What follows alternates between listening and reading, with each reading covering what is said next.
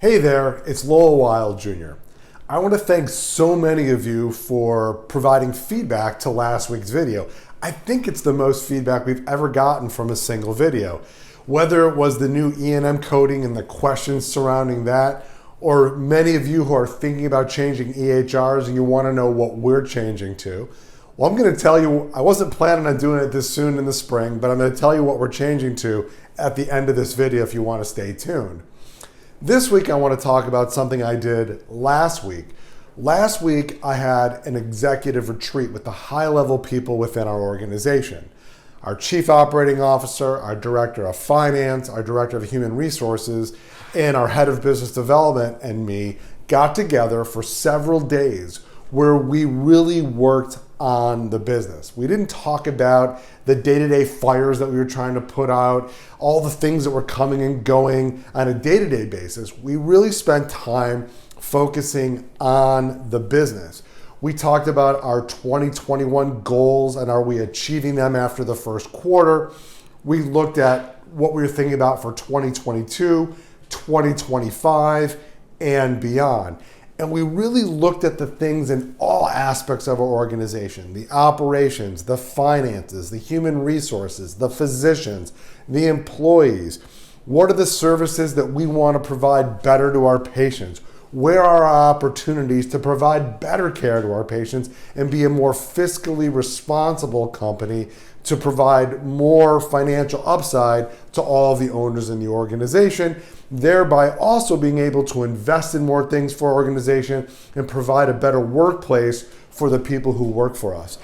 We also wanted to define what do we do well, what do we need to do better, where can we improve, and where can we focus on. And those are really important things to work with your high-level team. But what I realized, and it's things that I've realized in the past, it's not something you can do in passing. It's not a 1-hour meeting now and then. It's not even a dinner at the end of a busy day where you get together and try to figure out these things. It needs to be dedicated time away from patient care, away from the hubbub of the normal day, where you can really sit and talk about these things and bring together a group of people who care about the organization as much as you care about the organization.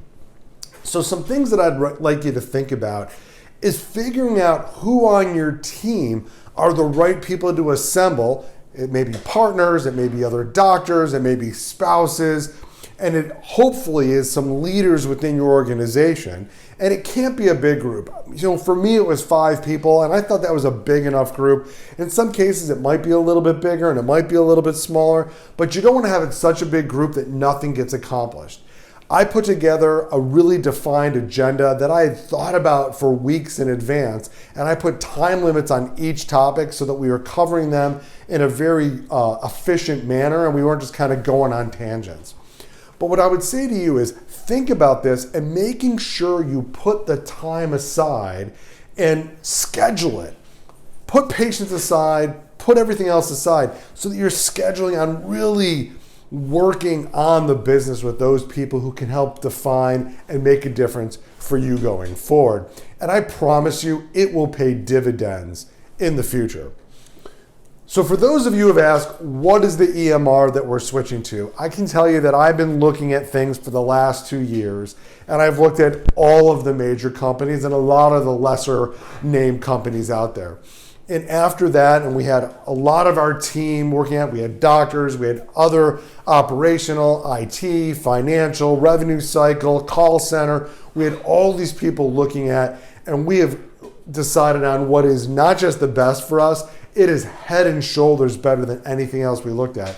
And so we are moving to a company called Modernizing Medicine. They've been in the news lately. They just acquired TrackNet. That had nothing to do. We had made our decision months ago, but you're going to hear about them more in the podiatry space. And I'm going to talk more about them as the spring goes on and our integration goes on, because I really feel like they are really defining themselves in the podiatry space and focusing on podiatry in a way that I have not seen an EMR do.